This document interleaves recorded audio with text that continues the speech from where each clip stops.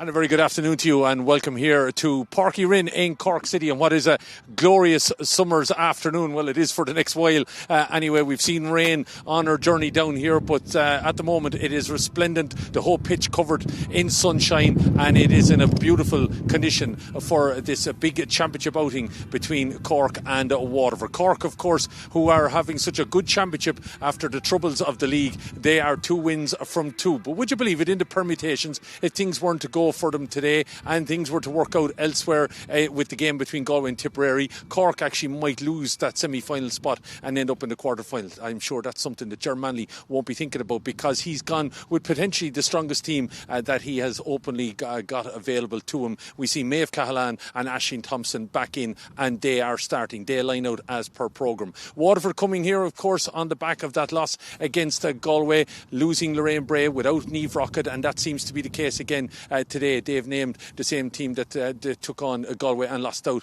by a goal the last day. They know a win would see them into a semi-final spot, and as we said, depending on the result in Athenry, that could have a little bit of connotations for Cork. But it promises to be a cracking encounter here in Páirc Uí Rinn. We'll also be keeping an eye on that Tipperary Galway game. Of course, the jeopardy, there is none really. Ultimately, you are going to be in the knockout stages, as we know from Group 1. But will you be in the semi-final, or will you be heading to a quarter-final next Saturday or next Sunday to take on either Kilkenny or Clare? All over the next hour and a half, we'll find out about that. Man, you see on camera is Waterford manager Mick Boland. Mick, of course, these are the games we all live for. A big championship decider, of course. No element of jeopardy. Obviously, you're guaranteed a knockout place, but still, these are the games that you are going to training for. Yeah, without doubt. You have a panel of 28 and you're trying to give everyone game time. It's very important, and they're high quality matches. So 100% match have been brilliant. The 3 matches have been really, really good. So no different again today. It'll be the very same. You're obviously still without Lorraine Bray and Niamh Rockett. That I suppose the expectation then is everybody else steps up and tries to hold on to that jersey that they have. Yeah, well, at the start of the year you put a panel together. That's why we despair. The backup comes in now, and you see, can you get the same results out of him? We're expecting them to dig deep now and find the levels that the other girls bring onto the field. I'm sure you know, being a Corkman, what's expected of Cork as well. You're on their home turf here as a Waterford manager. They'll be smarting maybe from that league result, of course, when you defeat them down at Waterford. So, there'll be no quarter after given in these games. Yeah, look, any time we play Cork, it's always a difficult out there, because the simple reason is so many quality. They've everyone back today, so they're fully loaded. So, look, we're in a position that's great an opportunity. Probably a free shot for us today more than anything else. Probably no one gives us an opportunity today, probably doesn't. But you know what? I think there's 3 or 4 teams, 5 teams in this, 6 teams in the championship before. I need a 6 and win the All-Ireland. That's the way I look at it. Just and this is my last question to you, and you've probably in some ways answered already. The shot today, it is a bit of a free shot, but is an element of, would you like to go in through the front door and go into semi-finals, or are you happy with your lot? There's pluses and minuses for it. Would you do with the extra game in the quarter-final? Could you do without it if you have injuries? There's ifs and buts for it. But at the end of the day, look, we're like anyone else, like Cork. It's a competitive game again today. It's trying to find them levels again, getting an order workout today at a high level. That's what it's all about today. We should have best luck, Mick. Thanks very much. Thank you. Now the man is joining me, of course, the Cork manager Ger Manley, and Ger, I was saying to you off camera a few minutes ago, last time we were talking, I suppose things weren't in a good vein, but championship, since it's firmed up the ground and everything, things starting to fall into place a bit. Yeah, I suppose, look, with a tough league, we weren't relegated, but I think we put in a hard shift after the league finished, got a few girls back, and look, I suppose, we've done well in the first 2 games, very good game up in Galway, and a good performance against a good tip team as well. I was listening to an interview with, I think it was Amy during the week, and she mentioned about that 8-week block, that she had that block off, that's where things maybe start to fall into shape a bit. Yeah, look, I suppose we lost a lot of players from last year, and we were in transition during the league, but the under-23s gave us a great boost. There was 14 of our squad started with them, and there's around 7 or 8 of them starting today, and I suppose they've all got championship time now. And look, for us, I suppose, is to get those players onto the senior team. We lost a couple of brilliant players, some icons in Cork Camogie, and we knew we'd have a tough start. But look, the players knew that too, and we're not taking away from anything, but look, we 2 very good results in the championship, but we did work hard for them, and I thought we deserved both victories. Maeve is back, Aisling back, obviously huge. Yeah, let's get games into him. Aisling got a very bad injury against Kilkenny, and look, I didn't think she'd be back, I'll be very honest. Played a challenge game last week and she came through, so we're giving her a bit of time today. And Maeve Callan had an injury as well, and she's back now as well. Made after a very hard year last year with her club and with the county and everything, and St. Members were going for a lot of the year. So look, I suppose she came back, picked up a bit of an injury, just didn't clear, but she's fine now. As Mick said to me just in an interview a few minutes ago, a bit of a free shot. It is for you probably in a little bit as well, or do you just want to keep that upward trajectory going? I don't go to lose any match, whether it's a league or not, a challenge game. Look, we're competitive, Mick is competitive. Look, Waterford, a very good team. I don't think there's very little between the 4 teams in this group. I suppose you can see Kilkenny and Clare going through, they're 2 very good teams as well. So look, I mean, for us it's about moving forward. Look, we knew at the start of the year we were in a quarter final. Our aim was to get to the semi final, and that's still our aim today, to win the match and get to the semi final. We wish you the best of luck. Thanks very much.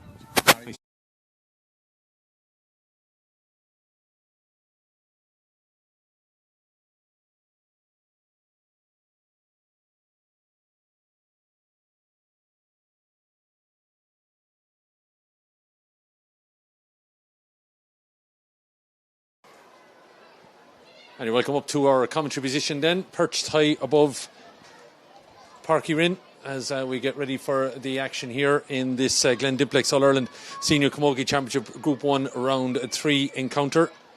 One on camera duty here for Entray and the Camogie Association, and hopefully you're watching the action here on YouTube. My name is Cillian Whelan, and glad to say we've welcomed her back in. A big transfer fee was involved. Elaine Aylward, good to have you back. Thanks a million, Cillian, and await that transfer fee. Elaine, of course, these are days that we like to talk about. Some people might say there's not a whole lot of jeopardy in this, so maybe it's not going to be a game that we want to maybe tune in and to watch. But when you look at the 2 teams that are lining out here today, you have 2 managers that essentially want to give this a right good crack.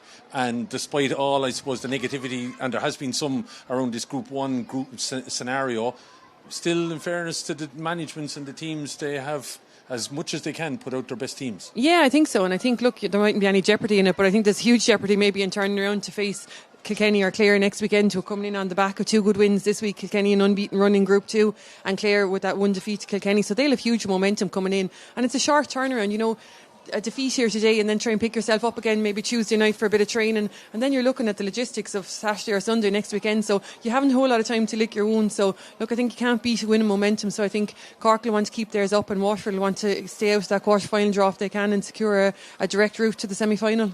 And Cork, as I mentioned in my intro, had a difficult enough spring, and maybe there wasn't a whole lot of positives coming out, but seemed to have, as Gerard alluded to in his interview with him, said, the shot in the arm with the under-23s, but when you're calling back in Maeve Cahalane and Aisling Thompson, it's phenomenal even to think that Aisling Thompson is here, dislocated her elbow against Kilkenny, but just goes to show you the mindset of that player, that Aisling Thompson's back out here today, and that's a huge shot in the arm for them. Yeah, absolutely. Look, and obviously the headlines during the league, Antrim beating them at home was a huge result for Antrim, and a loss that you don't expect Cork to have, and the rest of the results, it just was untypical Cork. But I suppose when you dig into it a little bit deeper and you look at the panel of players that they've lost from last year, a host of All-Stars and All-Ireland medals gone, and they were trying to replace those girls, and I suppose it gave them a chance, forced their hand probably, to give some of the fringe players a bit more game time, and I think a lot of them have really, really stood up. And I suppose if you have the likes of Hannah Looney and Aoife Healy keeping you off a team for the last year or two,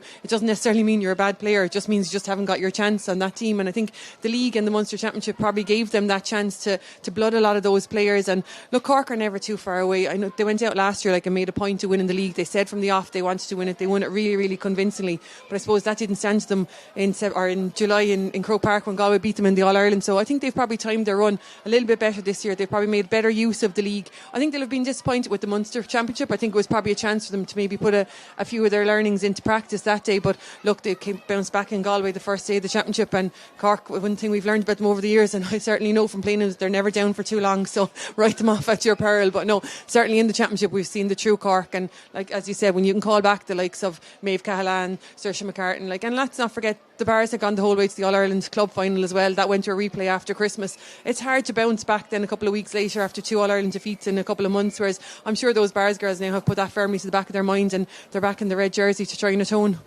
Well, they start out then with the team as named in the programme. It's Amy Lee then of Napirsig in goal, Izzy O'Regan of Ballygarvan, Libby Coppinger St. Columns, and Maeve Callahan with her first championship start after her hamstring injury of St. Finbarrs is the captain, and she'll be in the left corner. The half-back line made up of Sarsfield's Ava Fitzgerald, Maeve Murphy of Balnora, of course, who was victorious with UCC in the Sigerson, or in the Ashburn I should say, this year, and Air Oaks Isabel Sheehan will be in the number 7 shirt. At centre field then is Ballinascarty's Millie Condon and Laura Hayes, no introduction needed for her, of St. Catherine's, and then a formidable 6 in the forward line, Saoirse McCarthy of Courcey Rovers, the first start in for Aisling Thompson since that dislocated elbow against Kilkenny in the league. She of Milford, of course, will be wearing the number 11 shirt, and it's Glen Rovers' Emma Murphy, and in the full forward line, Saoirse McCarthy of St. Finbarrs, her clubmate Orla Cahalan, and outside her the returning Amy O'Connor, after 8 months out, all of a sudden has hit the ground running again. 4 points and 9 points in the respective games so far.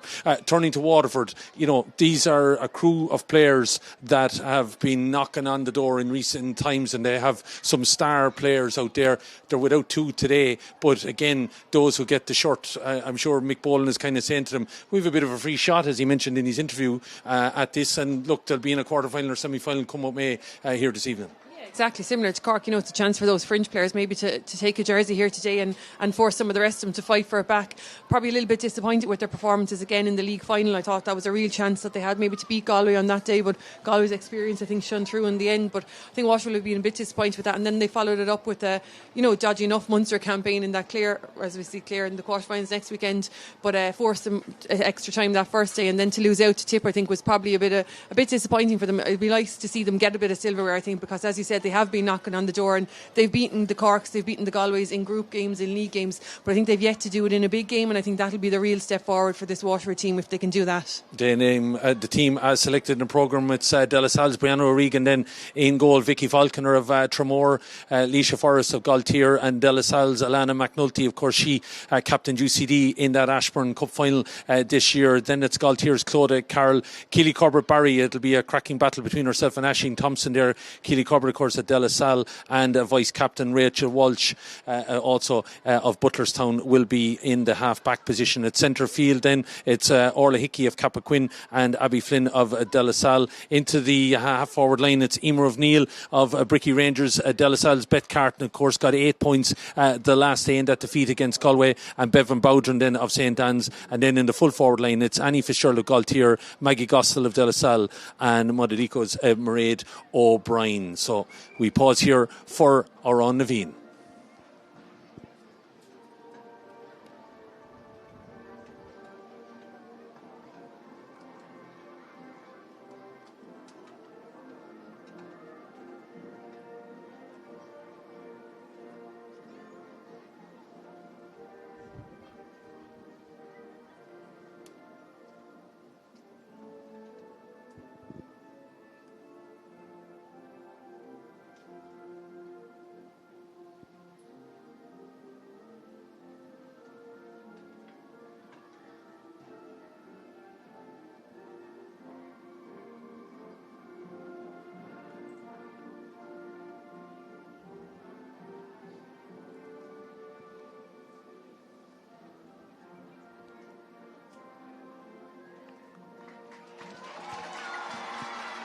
Moments away from throw-in then, just in case you've been focused on us over the last few minutes. If you are a big ball fan, Louth have qualified for the All-Ireland semi-finals.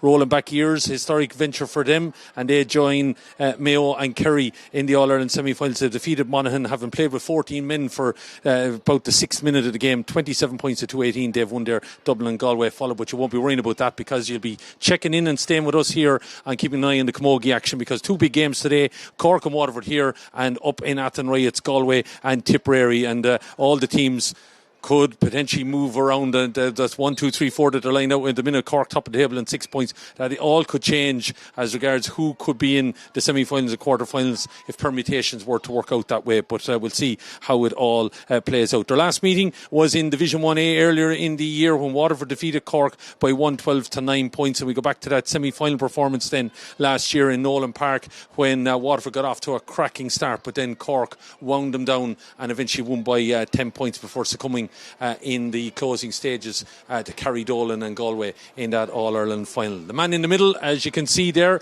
just at the bottom of our picture, is Donegal Collins. He's been a busy man this weekend. We could have even roomed together overnight because he was in Burr, the same as I was yesterday. He's joined today by Justin Heffernan, who's over, I think, on the far side. Yeah, that's him over on the far side of Wexford. Fintan McNamara is here on the near side, and Brian Deering, the fourth official from Carlow. You can see him there as well on the top of the picture, just communicating with the Waterford officials. Players creeping in over the 65 as we get ready. Donegal taking his time to flick the watches, just checking everything is okay. We're gone beyond the 3:30 mark. Ball's in, game is on, and straight away Carton was trying to get on to that, but Aisling Thompson got in and flicked the ball back in the direction of her half back line. Waterford trying to charge onto it. They are attacking the city end and will fight into that breeze, which is significant here. We'll talk about that in a minute with Elaine, but there's a chance here for Emer O'Neill. O'Neill getting down on the ball there, still there for Waterford. Annie Fitzgerald looking to come around. It's very sandy down there on that particular part of the pitch. As you can see, very dry, hard surface. The ball is going to hop, but straight in and taking that ball away is Maeve Murphy, and she flies it towards Thompson. Thompson just got in over the shoulder of Orla Hickey, looking to divert it back to this side of the field now. Decent ball to McCartan. McCartan on the top of the football D, settling onto her right hand side now, left her Waterford marker behind, puts the ball over the bar. Saoirse McCartan, 45 seconds on the clock. And that's a good start. That's a great start for Cork. You know, it turned Waterford over inside in the full back line there. And if you see the breeze that they're playing with and you look at the three names inside in that full forward line for Cork, I think it's going to be a case to get the ball in as quick and as often as you can to them. But Clodagh Carroll already lined out a corner forward there on Maeve Cahalane, but back now in her own full back lines. Obviously she's going to play as the +1 at the back for Waterford. Vicky Falconer and Tremor was on that ball there. Great to see Vicky, of course. I know suffered that injury in the All-Ireland final. It's now nearly 2 years ago, but the fact that she recovered from that ACL and come back into top level Camogie Championship action says an awful lot about her as an individual. As getting on this ball is Isabel Sheen. As the wind picks up here, it is favouring Cork as they attack the end off to our right hand side, and that just goes to show as well the strength of the breeze, but also that the wind won't win you a match because the wrong ball and it can carry all the way to the end line. Yeah, and I suppose it'll just take the teams, maybe both of them, a little bit of time just to gauge the strength of that breeze, because it is picking up and dying down as the shares are passing by here, but it is very strongly in Cork's favour. That's the voice of Elaine Aylward. You're going to hear Elaine a lot on TV coverage over the coming weeks as the championship heads into RT from next weekend, and playing action from, of course, Croke Park next Saturday and Sunday, then Semple Stadium for the semi-finals back to Croke Park on the 9th of August. Going to be right couple of weeks ahead of Camogie action, but we've started off well with Saoirse McCartan getting on the scoreboard. Beck Carton trying to get on that ball, but its ball is moving. Donegal Collins quite happy with it, but players are at 6 and 7s, and it looks like it did come out over the line. And Fintan McNamara, of course, a man that was involved with managing the Galway minor Camogie team earlier this year, is Lions official here today, and he down below us has gesticulated that it's going to be a Waterford ball, and it looks like it's going to be Orla Hickey that's going to take this. Of course, no Lorraine Bray, no Niamh Rockett in these teams of the Waterford team today. They didn't play, of course, against Galway, and still not lining out today. We have heard that there's hope that they will play some part in this encounter. This ball is played across there well by Clodagh Carroll, but it was dropped but picked up. No hurley for Cork's number 12, Emma Murphy, and it's Waterford who are looking to get forward with Donegal Collins calling it back.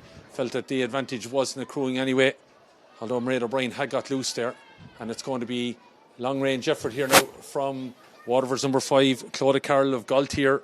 That is a fairly strong breeze coming from the city.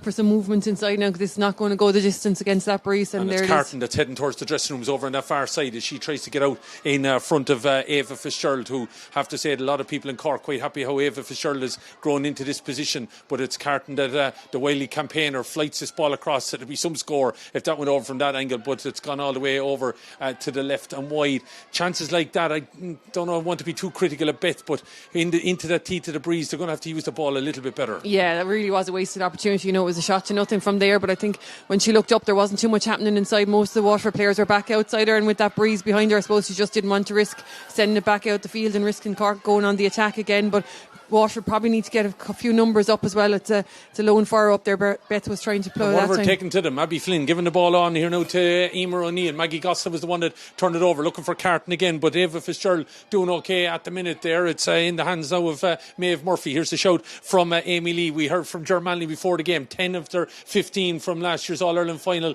here and available today. So maybe anyone thought that Cork might be in a rebuilding phase. We'll get the answers probably later on if they come away with 3 wins out of this group. On the ball and moving is Isabel Sheehan, playing a flight of ball inside, but Waterford have the spare player back there, and it's worked out. Dropped it the first time, but she has time. Emer O'Neill looking to turn inside, and a hard thing to do to get by Millie Condon, and Millie is all over there, and the ball looks like it's turned over by Cork. Waterford fighting for it again, but in fairness, Abby Flynn has come in there and turned it over and able to get it to Emer O'Neill. She's been on a hell of a lot of ball in the opening stages. She's ground in front of her. She's now deciding to go for the shot from fully 50 yards out. It's going to drop into Amy Lee's paw. 3 chances now for Waterford, none of them taken. Yeah, dropping short and poor balls wide, and that's, I suppose, the payoff when you have so many numbers out the field and trying to crowd the middle of the field. Very little options up front against that breeze. Maggie Gossa giving it off to Mairead O'Brien. O'Brien with the shot. Has she got it? I think she has, and that is a fine score. And credit Waterford, we might have been critical of not taking the chance to turn that over very well. Yeah, and Mairead O'Brien probably just a little bit further in, with closer to the goal for that strike, and that's the distance they probably need to be striking from. But as you said, credit them, they turned Cork over again on the way out that time, and that's the work rate they're going to need to bring, especially against this breeze in the first half. So it is a scenario that we see Cork and Waterford level here. 6 minutes as this ball is dropped in all the way to the net. All the way to the net. We need to get a look back on that one. Flight it all the way. The hand goes up, and Amy Lee, well, that just took off on the wind, and I think Brianna was waiting for the player in front of her to touch it, and it just went in off the... Yeah, and as you mentioned, the hop on the ground out there, the hop clean over her and the hurl, and that's the strength of the breeze out there, and it's a real disappointing. Waterford had worked so hard for that last score, and to concede a goal like that. Oh my God, I was so taken aback by it, I was barely able to describe it, but Amy Lee was able to score that, and probably goes down as her first championship goal. Able to knock that ball the full length of the field, and then the hop just got away from Brianna. And just unfortunately, when you have the feet planted as a goalkeeper, it's very hard maybe then to change direction, especially as I think she was trying to anticipate that the Cork player in front was going to get a touch on it. Yeah, it was hard to read it, in fairness to Brianna. It was hard. It looked like it held up nearly with the breeze, and then when it did take the hop, it hopped, as I said, a ferocious height in over. Not one anyone would have predicted, I'd say. Least of all Amy Lee, maybe. We'll get a look back at it maybe if we can in a minute, Owen, and we get a break, and we just see the hop that it managed to be able to take. But we have this free now, Claudia Carroll, so it's made it a little bit more difficult now for Waterford having to chase that goal that was conceded. When it's fortuitous, it's a hard one to take sometimes, but that's a well-worked ball in there, and Waterford have got the score, and it's well taken by Annie Fitzgerald, and you'd have to say that's a good response. Yeah, it's a super response from Waterford. Look, and I suppose that's the benefit maybe of playing against the breezes. They have some really fast forwards inside there, and if they can use the space well and get the numbers up to support them, then they do have opportunity in there. Ball is inside. McCartan is winning the battle there at the minute. She's out in front and holding on to the ball, and then looked like she was given the eyes to go left, and she went to Cahalane on the right, and that is out to the right and wide. It's unlucky, but it just goes to show you the old bars linking up. Yeah, lovely little combination play there, and Saoirse McCartan did so well to create that little extra bit of space for herself, and then just a dink pass over the top into Cahalane's path, and she was unlucky it didn't curl in. So the goal is mainly the difference. 1-1 to 2 points here with 8 minutes gone. Ball over on the far side now as Waterford look to get possession, and they haven't come here to make up the numbers, taking this game to Cork, despite the fact that they are playing into a very, very strong breeze that had an impact on the game in Burr yesterday as well. Considering the heat we had during the week, it's definitely knocking temperatures down a little bit, but Waterford won't care about that as they drive on now. They're going to heat up the championship action here, having a shot, but it might be in the intervention there of the Cork defender that could have been vital, because I think Emer O'Neill saw her name on the scoreboard putting that over the bar, but the Cork player got in and broke Emer O'Neill's hurl, but also prevented the score. Ball is moving now with Corbett Barry, giving it in field. Looking to steady on this now is Mairead O'Brien. She got the opening score for Waterford, but that ball is a hit to nothing, and I count 5 now at this stage that either have gone wide or dropped short from a Waterford point of view, even though they have 2 points on the board. could have maybe worked that a little bit better. Cork come out from the back, handed it now to Ava Fitzgerald, heading towards her own dugout over on the far side, all a little bit tight, looked like a bit of a throw, but ball has moved on anyway with Ava Fitzgerald driving at this Waterford half back line in midfield, but the ball is coughed up, and credit Waterford, they have done very well around that part of the field, and just as I mentioned, of course, Emer O'Neill coughs it up, and it's a bit of a turnover there. Trying to drive onto it now is Orla Hickey, fouled there I thought by Thompson, but the ball is won by Cork. Donegal Callan quite happy to let the play continue. Ball is on the ground, eventually he decides it's going to be a Waterford play. And I will say, around that section there, Waterford have done well. Yeah, they have, and they're turning Cork over time and time again. They're taking some big hits and giving some big hits, and I suppose that's what they need to do when they have the numbers out there. But whether it's cost them a little bit up front, then they had started to work the ball a little bit better, maybe up to that last Mairead O'Brien shot on the goal, but they are using the ball well around the middle of the field. It's just that final shot seems to be letting them down at the moment. Similar score up in Kenny Park. Galway 1-2, Tipperary 2 points. The goal coming from Caoimhe Kelly. She got the opening point and then she got the goal before Tipperary responded, but it's 1-2 here, 1-2 in Athenry. As things would stand then, that would put Cork and Galway need to get a couple of extra points if they were to deny Waterford, as this ball was able to be sent on its way from a Cork point of view. Saoirse McCarthy putting that ball over the bar. She's got 5 points in both her games in the championship so far, and of course, your Rovers player announces her arrival here after 11 minutes of play. She's on the board.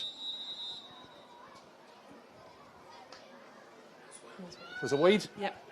Okay, I thought that I saw the umpire going for the flag. Apologies about that, as I was writing my notes. So wide there from Saoirse McCarthy, just to clarify that, as the ball is moved with O'Brien, trying to get on it now. Beck Carton looking for a little bit of movement, and she elects to go for the corner towards Annie Fitzgerald. Has a right little battle on here at the minute, struggling to get maybe the ball a grasp, but I think she's knocked it out off the Cork defender, and it's going to be a line ball. I suppose I was surprised that maybe Saoirse had missed that one, considering the form that she has shown, but that last ball there for Cork, wide. 11 minutes gone, 1-1-2, 2 points here. Sideline cut to come, a tight enough angle for Owen to try and get down where it is at the corner of the pitch. You will see it come in just now, and onto it is Bevan Bowdren. It's a good Waterford move, in fairness, and Bevan was able to find the space. That's a good score. Yeah, another super score, and it just alluded Beth Carton there past the end of her hurl, and Bevan Bowdren was there ready to put it over the bar. So another good response from Waterford, and they're starting to tack on the points, which is what they need to do against this wind, and just stay within touch with Cork. I suppose it's a huge breeze, like you're probably looking at 6 or 7 point breeze at least, I'd imagine, so if they can stay in touch. Here's Thompson then, back from the first game since the league against Kilkenny, but she's coughed that ball up, and it's Claudia Carroll getting in to try and win that. Don't forget, Waterford have a habit of beating Cork, so they won't be overawed by taking them on here today, as they take on the challenge here at the minute. And despite playing into that strong breeze, Waterford are, as you can see on the scoreboard, going along nice. Waterford here are just a point down, 1-1 to 3 points. And I suppose if you're Mick Boland, you're happy enough with the opening quarter. Yeah, look, as I said, it's a strong breeze out there. You're probably looking at 5, 6, 7 points maybe of a breeze. So as I said, if they can keep tacking on the scores, keep knocking over the points, and keep it in touch coming up to half time, I think they'll go in very, very happy. But look, as we said, even in the All-Ireland semi-final last year, it's been their second half performances maybe against Cork that have let them down a little bit, so they'll be hoping to build on that with the breeze in the second half. But from now to half time, I think it'll be about trying to tack on as much as they can and close down Cork as much as they can at the back. Bit of a loose ball by Cork. It was turned over well by Abby Flynn, and she's onto the ball now, an interchange of passes here with Emer O'Neill, who, as I said, is the standout for Waterford at the minute, dropping it towards Amy Lee's post, but that's out to the right and wide. Yeah, and with possession so scarce and so important, those are costly chances, and you just wonder, as you said, I think that's maybe 5 or 6 shots that are either short or gone wide, and just poor use of the ball from Waterford when they have really good build-up play, and they just haven't made a count on the scoreboard, and you just hope they don't come to rue that come the end. Yeah, that would be something maybe that would come back on them a little bit here, as Waterford with Orla Hickey trying to get in there and fight that ball as well. Rachel Walsh in there, and it's Hickey that comes out with it, plays a nice little dinky ball in the direction of Maggie Gossip, but Maggie lets it go beyond her, and it's Maeve Cahalan that's back there to win it, back in for her first championship start since that hamstring injury. Ball is not long, but Waterford have the numbers there, and look like a foul on Claudia Carroll, as she had grasp of it, and I wouldn't be liking to taking it out of Claudia's hand, I have to say it all. And she's fighting her corner there, and Laura Hayes being told by Donegal Callan to remove herself, and Claudia not happy, and I can understand why she wanted to take that free quickly. Yeah, and was more than entitled to inside her 45, so I think that free should probably have been brought up. Laura Hayes, as you said, did stop her taking that free quick. I'm not sure if there was much movement up from Waterford, but certainly Clodagh wanted to get on with it.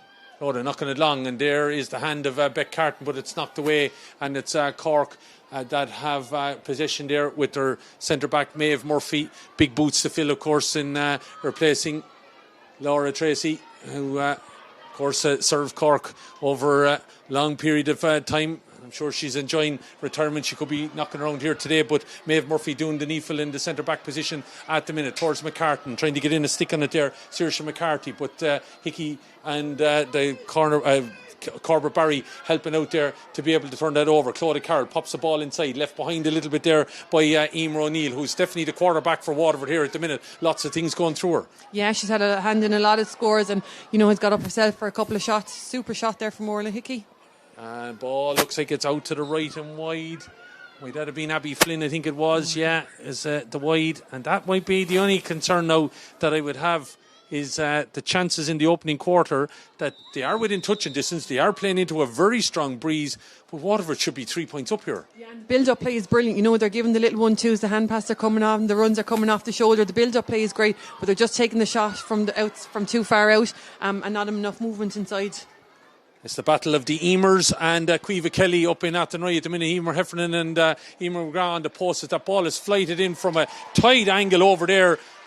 And that's a phenomenal score, but we know that McCartan has that in the locker. She switched sides to get on that position, and over her right shoulder flights it over the bar. Yeah, she's had a couple of chances here just down in front of us and has drifted over there, bringing Leisha Forrest with her, and took the opportunity. She's so well able to create space and just swing the scores off from over her shoulder. Millie Condon kicking on this ball now and trying to drive onto it is Orla Cahalan. Orla looking for maybe McCartan inside with Alexa to go with Amy O'Connor, and that ball gets away and it's down as a wide. That's Orla's second wide. She probably won't be happy with that, but it just goes to show you Cork maybe slip out again for a spell and getting a score, and all of a sudden have two shots in quick succession. It's maybe something Waterford should learn from a little bit. Yeah, absolutely. And look, we haven't seen a huge amount, I suppose, of that Cork full forward line just yet. Like Amy O'Connor probably hasn't had much possession, so Waterford doing well to keep the ball out of that full forward line, but we know the threat they are if they can get the right ball into them. Libby Coppinger getting the ball now to Amy Lee. The last time Amy was in this position, she put the ball in the net. So let's see what happens out of this one. Going to deliver a long ball. Doesn't catch it particularly well by the sound of the crack on the boss there, but the ball is down for Waterford to be able to pick up. Driving it down into their centre-back, Corbett Barry.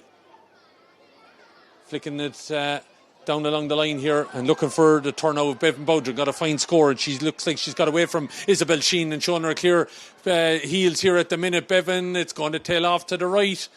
And it's not even gone yet, and eventually it hits the ground and goes out. That is every one of the half forwards with a wide for Cork by my view, or Waterford in my view. Abby Flynn has a wide as well, and there's been a few drops short.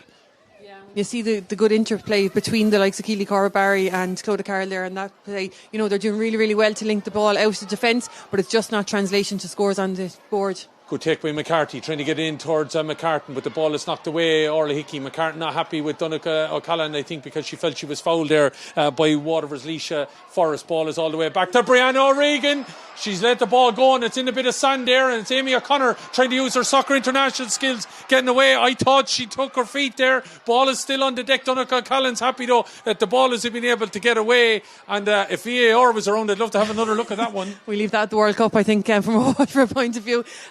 But yeah, uncharacteristic from Brianna there again, just a handling her. She had to come out off the line, came out quick, but as you said, she's lucky the ball got stuck in the sand that's down in that goal mouth in Parky Ring, because Amy O'Connor was definitely sniffing around there and had an opportunity.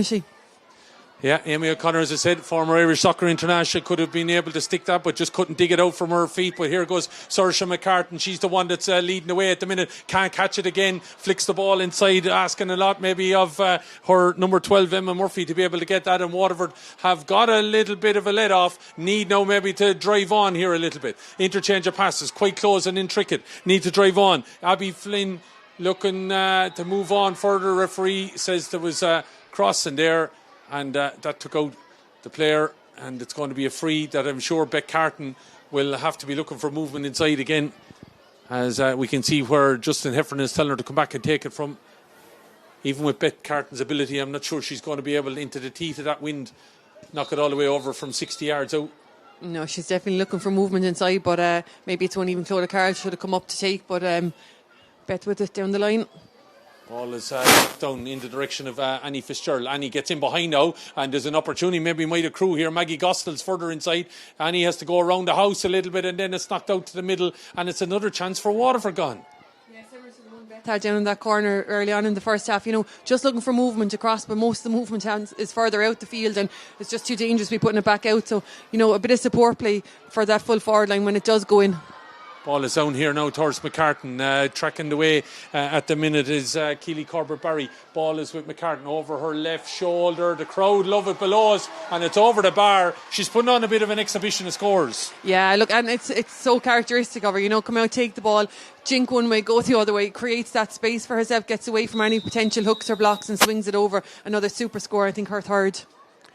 Yeah, her third point got the opening one after 45 seconds. It's one after 16, one after 20 minutes. Ursula McCartan was away from the Cork's panel for a while. She was in London, didn't think she'd be playing in 2026, I would have felt, but she's back anyway here with this Cork team and looks to be the player that was challenging for All-Stars a couple of years ago. But here's Annie Fitzgerald trying to drive on now. Can she get a response back? And she's done it all of her own making. In credit, it was a fair score from a tight enough angle with two Cork players around her. Yeah, and she did have to do it for all of her own making. Maggie Gossel, I think, was the only one maybe in it full forward, and she was trying to pull Maeve Cahalane out of position to make a bit of room for Annie Fitz. But super score for her, and again a good reaction from Waterford. Yeah, good reaction for Waterford and Cork score, but they need to maybe take on their own leadership here. As I said, they've had enough possession, I think, to be ahead in this game. It's 1-4 Galway and Tipperary. Carrie Dolan with the latest free. Emer McGrath just before that. That's the interchange of scores as McCarthy gets it here now towards Cahalane. Cahalane now dropping out from the full forward line, getting it towards Amy O'Connor. Amy back after 8 months out with a serious foot injury, looking to get forward and taken around. And Donncha Callan says that's going to be a free in. She hasn't had a whole lot of her own say, Amy, in this game so far, but she has won that free, and it should be her that's getting up. She's gingerly getting up. She's obviously got a little bit of a knock in that, but she's going to be taking her own free here. But I was down at about 10-2 or thereabouts. She was out here on Parky Rin knocking balls over the bar. So Amy is coming out here to take her own free, 1-3-4 to open it up to a one-score game again, and it will tie up the score that is in Athenry as well. It's the home teams that lead. Galway leading Tipperary 1-4 to 4 points at the minute. The goal coming there from Caoimhe Kelly after 3 minutes. O'Connor taps this over the bar, and it's 1-4 here. So the mirroring what is going on. Amy O'Connor with her first score of the game, that coming from a free. Yeah, and her first real attack, lovely little space, showed right speed to get around Vicky Faulkner. And I think Vicky probably had no other choice but to pull her down on that occasion. She was bearing down on goal, and as I said, great to see Amy back and still lighting up a corner forward position. Maybe not so for a corner back, but certainly from up here it's good to see it. A lot of people in Waterford would say that's the battle we should have seen in an All-Ireland final 2 years ago. If Vicky Faulkner hadn't suffered that ACL injury, maybe Amy O'Connor wouldn't have been a hat-trick hero for Cork in that All-Ireland final. That's if, buts and maybes, but it's a right battle between them so far. As driving onto this ball now is Emer O'Neill. O'Neill looking to get it in towards Beck Carton, who has had quite enough encounter in trying to get on the ball. Cork are marshalling quite well, but this lady is one, and I thought maybe Emer O'Neill was going to dig out with that ball that has grown into this game as well. But it's Amy Lee deflecting the ball down towards McCarthy here. She's struggling there to get a hold of Keely Corbett-Barry all over. Barry holding her off. Looking like she's holding McCarthy's hurling, trying to win that possession, but Saoirse digging it out maybe enough did she to touch it back towards Isabel Sheehan. A bit of a loose ball by Sheehan, and it's picked up by Bevan Bowdren. Bowdren, here's a shout into the middle of the field, tries to get it across. Decent enough takedown and movement here by Abby Fitzgerald. We know she has that little burst of speed over short distance in her locker. Plays a decent ball inside. Waterford could be onto something here. Maggie Gospel settling on this, dropping it in, but dropping it out to the left and wide. And again, they're causing Cork defence enough problems, but just not making them pay. Just not making them count on the scoreboard. And again, super play around the middle there from Keely Corbett-Barry's having a super game for Waterford, and she's the one that drove that forward. Lovely ball across to Annie Fitz, and again made lovely little space for herself, and just unable to take on the shot, and played in Maggie Gospel, but just the shot not coming off. Probably needed to dip the shoulder maybe and head for goal there. She certainly thought about it, I think, before taking the shot. Ball played by Izzy O'Regan down into the corner, looking for Orla Cahalane, looking to step inside the attentions there of Alana McNulty. McNulty not giving up the fight, but the referee says that was a foul. and it's going to be a free that Amy O'Connor will step over to take, and she'll just have to judge the wind on it here, I would imagine. It's blowing straight from the city all the way down the end towards the scoreboard here on our right hand side. The famed Cork Con Rugby Club, of course, wrapping itself around Páirc Uí Rinn here. And a decent enough crowd in, I have to say here. Good crowd down below us. A lot of kids in from the various clubs, and good to see. A lot of Cork crew have turned out. And of course, they'll be hoping that maybe they'll have plenty of silverware in around the city and county this year. But Amy O'Connor's pulled that out to the right and wide. Surprised at that, considering the angle it was at. But it remains 1-4 to 4 points. And at the right, Caoimhe Kelly and Emer McGrath, they're having a bit of a shootout at the minute.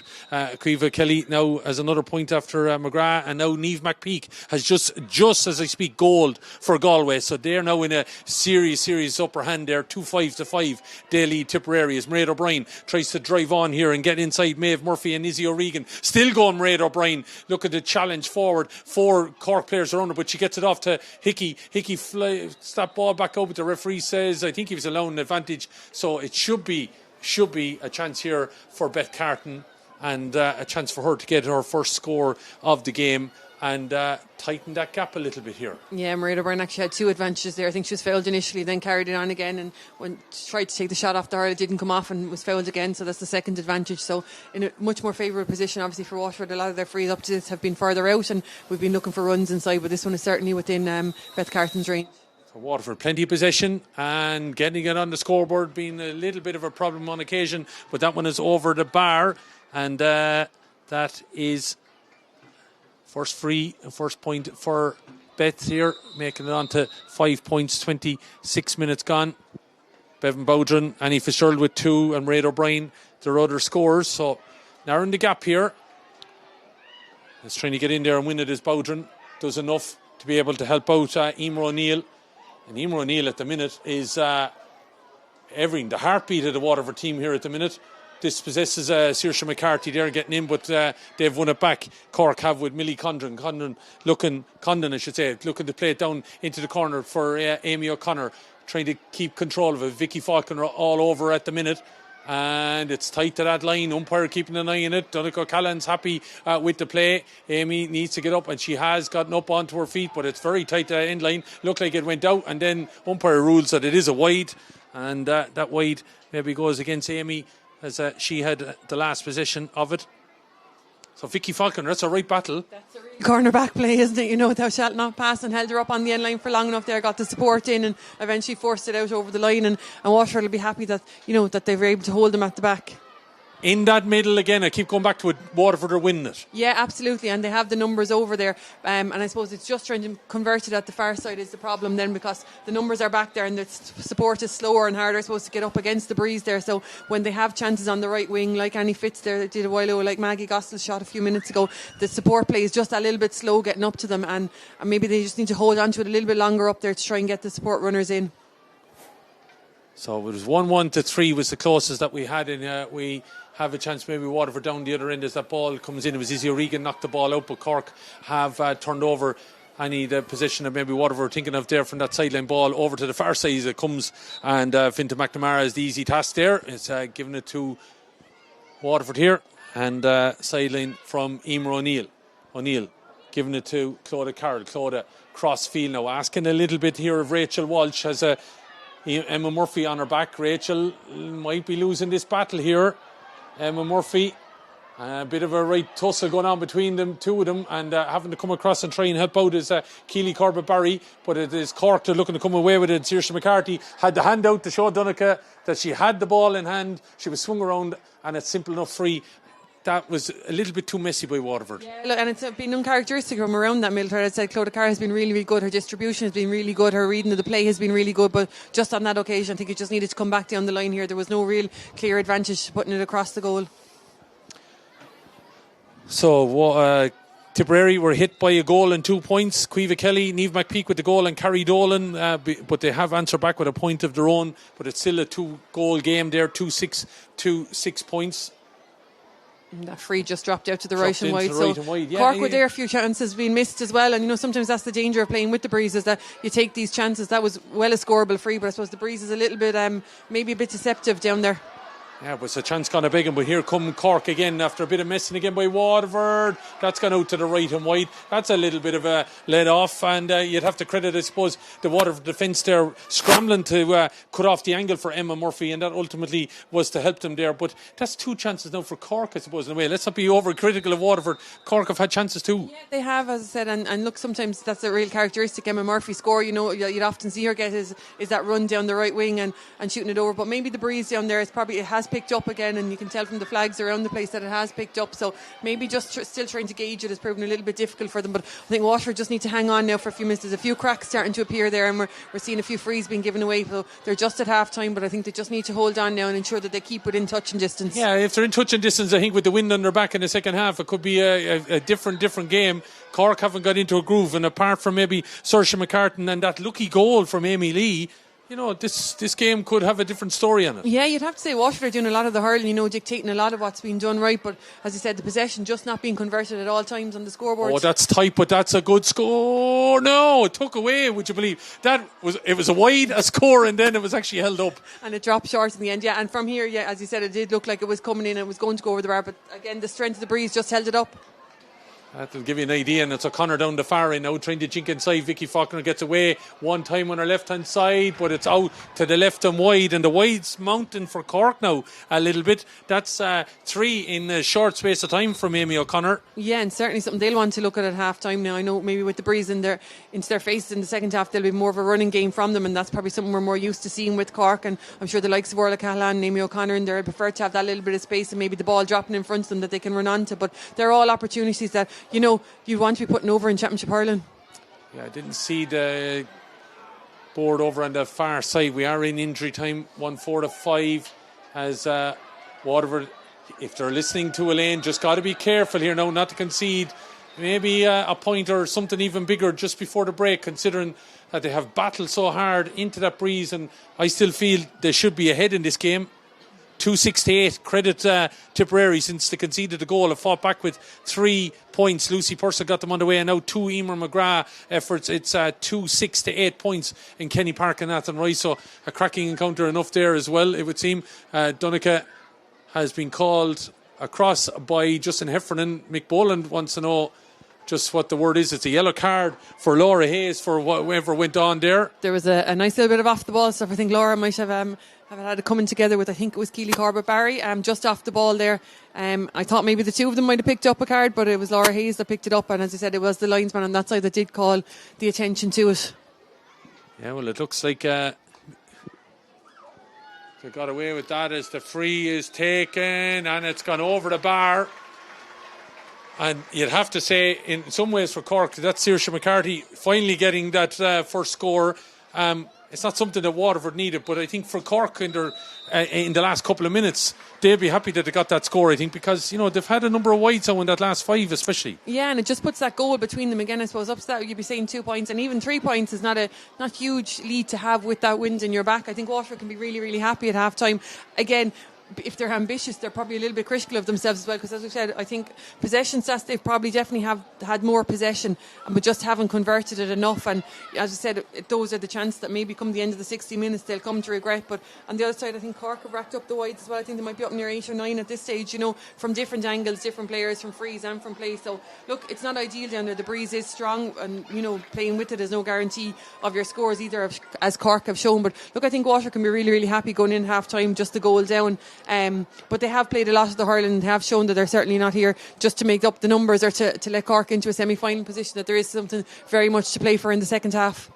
A lot to play for. Just on that, by my stats here and my loose enough notes as you try to do everything here and commentate and watch the game, I count 5 wides for Cork between the 25th and 31st minute. That was between their second last score and their last score there. Yeah, and they have been kind of rueful with chances up there. They have had plenty of chances and maybe haven't taken the right option at times. We've been critical of Waterford at the far side, but equally of Cork. When you look at those 6 forwards inside, you'd say, yes, scoring forwards, but I suppose they have taken the wrong options at time. And even Amy O'Connor with that free over on the far left one that, you'd imagine she should probably have put over the bar, but look, I suppose they're all things to work on for the second half. As I said, the breeze can be deceptive down there, and it is picking up and dying down from time to time, so it is probably hard to judge it. But look, it's something I think that Germanley and the management team will want to discuss with them at half time, is that, on another given day they mightn't have those 5 or 8 chances to put wide. Yeah, that's true. 5 wides for Waterford, and I would count at least 5 opportunities maybe that could have been worked a little bit better. Balls dropped short, balls maybe turned over in key positions that Waterford could have used better. And I think I'm fair enough in saying I think Waterford could be ahead in this game. Yeah, I think they could have. If you look at the chances, as you've said, the wides, the ones that have dropped short, they're winning massive ball out around the middle of the field. And I suppose that comes with a payoff then, is that if you have the extra numbers out there, they can't be up in the full forward line. So I think maybe it's a case of, look, the examples you can think of offhand are the Beth Carton one down the right corner, Annie Fitz had another one down there, Maggie Gossel had another one down there. They ended up in wides and balls dropped short. You're probably looking to hold it up maybe for that second or two longer, and then you need a runner coming in from that half forward line. And I suppose the danger is when you've been out around the middle of the field doing Trojan work to try and turn the ball over and get it up there, then you need the engine to go again to get you back up there to get the return pass. And I suppose that's just the thing maybe that Waterford look at half time and try and work on in the second half. Well, as it stands then, here it is 1-5 to 5. It's 2-7 to 8 up in Athenry, and by my quick maths that would turn things in favour of Galway joining Cork in the semi-finals. That's the way things would work out on the scoring difference, if I'm right on that. I just have to double check, but I think I am. 1-5 to 5 would put Waterford in -3 category, and then Galway are in currently -4. They would move on then by 2-7 to 8, so that's 5, so they're +1. So that's how quick and how tight it is between the two of them for that last semi-final place, if it was to come down any kind of scoring difference. But of course Cork, if Galway get the win, it doesn't matter on scoring difference. Of course, take it on to 6 points. Cork are on look like they're heading for 9, so no matter what happens, it won't maybe on those elements then worry about scoring difference, because the two wins would have Cork and Galway in those semi-finals. But lots of connotations. Really, Waterford need to get the win here if they are to affect any element of scoring difference coming into play whatsoever for anybody else. So we'll see how it all works out, but at the minute it is going to be a scenario of Cork and Galway in the semi-finals. Waterford and Tipperary will be in the quarter-finals. So here at half-time it is Cork 1-5, Waterford 5 points.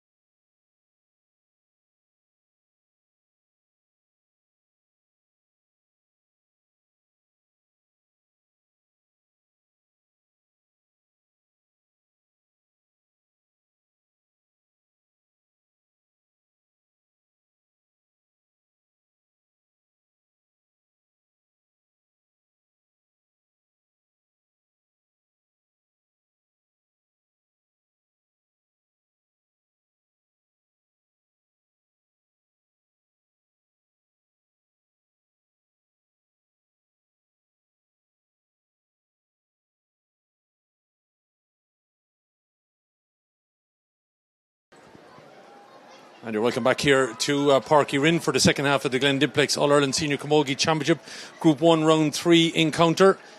If you're watching the big ball, just to let you know, Dublin had taken a 5-2 lead, but it's now 5 apiece between themselves and Galway. Already into the All-Ireland semi-finals are Louth. But here, following the action in Camogie, it's in Athenry, Galway putting themselves in prime position because they lead at the minute by 278 points to join Cork, who are 1-5 up here against Waterford in the semi-finals. Don't forget the draw for the quarter-finals, which take place either Saturday or Sunday next. They're part of the double-header with the hurling semi-finals that will take place tomorrow on Morning Ireland. But Cork lucky to be ahead at 1-5, Elaine. Yeah, I think so. I think, that, as we said, the benefit of that breeze behind them. But Waterford did a lot of the hurling in that first half, and a couple of missed chances. Now, I know Cork would probably look at their own wide tally at the half time and say, look, they could probably have had a few more scores on as well. But I think a big second half to come, and we know what Cork teams are capable of doing. And I think it'll probably come down to the bench a little bit as well. We'll probably see a couple of changes later on, and maybe it's someone off the bench who could make a huge impact like that. But I just see Aisling Thompson moved out to the middle of the field from the off for Cork now. It's Saoirse McCarthy gone into centre forward. So, look, maybe trying to get a foothold. As we said, Waterford did have a lot of possession around the middle of the field there, so hopefully maybe Waterford trying to get a bit of a step there. But I think it should be, Lorraine Bray actually has just gone in midfield there as well for Waterford, so maybe they're going to negate one another there. But again, as we said, the middle of the field, huge battleground, and 2 more Warriors gone into it there now. Yeah, just goes to show you, Lorraine Bray not going to, she's going to put the body on the line, there's no question about it, to get her team into potentially an All-Ireland semi-final, and it'll give her a few weeks to recover. It'll be the guts of a month if they were to go through a semi-final, of course. So maybe she's decided that she'll test out the injury here today and we'll see how it goes. And here she is, straight onto the ball, getting inside Laura Hayes, and that's what she offers to the team. Bray, this will be some introduction. Ball is tapped away by Amy Lee. Ball is dangerous. It's got to be there. Challenging on it is Mairead O'Brien, but Cork have worked it out. It would have been some rider over stuff if Lorraine Bray had put that ball over the bar, but it dropped short, and the referee says that Saoirse McCarthy fouled her immediate marker and it's going to be a free. So let off for Cork. Yeah, Lorraine Bray right into the heart of the action, as you said there, and as she does so often, gets up and gets that score for Waterford and just dropped short on that occasion. Another probably missed opportunity for them, but Clodagh Carroll now with the free, and looks like she's looking for the movement inside as well. So Lorraine Bray got 2 points against Tipperary and missed out against Galway. The captain is on. She replaces Maggie Gostel, if you missed that. And I think blood sub, I think he's calling for. Yeah. I'm not sure who is his. Waiting to see. This is Alana O'Sullivan. And just waiting to sort out whatever needs to be sorted out. As ball is played down into the corner now, looking for Beth Carton. She's been held off it there by Ava Fitzgerald. Fitzgerald has got in and won that, trying to drive out, and looked like she was taken very heavy around the head area there.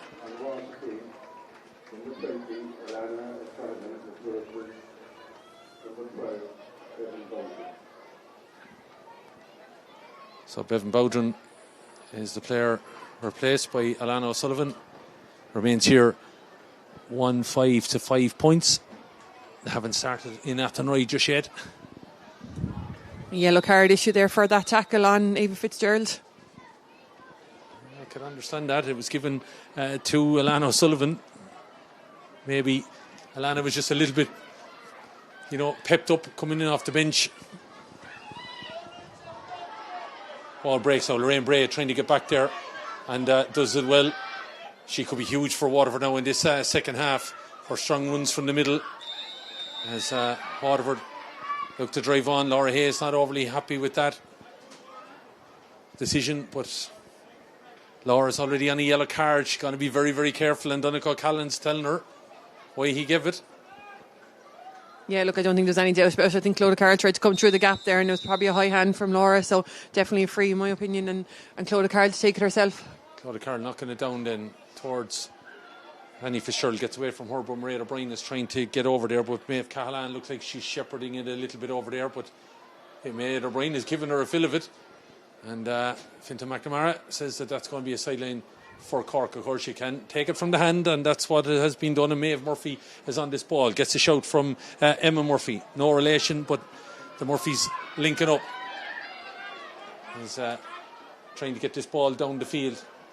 Libby Coppinger is the one that's made the run to be on the backup here and give support. You'd feel the first score of the second half could be vital. That ball hit the flag there, so it's out for sideline ball for Waterford. Do you not think it in? Yeah, absolutely. And Cork, like Waterford in the first half, had drawn a lot of players back out around the middle of the field. Emma Murphy collected that ball. You know, she's lining out at left half forward, but she was well back at almost left corner back on that occasion to pick up that ball that came across the square. And, you know, huge room inside then for the likes of Amy O'Connor. Keely Corbett-Barry took that one out of her hand. It had hit the flag, out for a line ball. I think Donegal just wants it retaken, but it has to be taken from the ground. So Saoirse was arguing her toss there, but it is a line ball. They probably didn't allow for that in the rule book and the change of rules that have hit the flag on the 45. It's a bit of a technicality. So the blood sub reversed. Is it? No, it's actually Niamh Rockett coming in. So the two have been launched. Mairead O'Brien is the one that's called off. So there we've had all sorts of change for Water at half time. So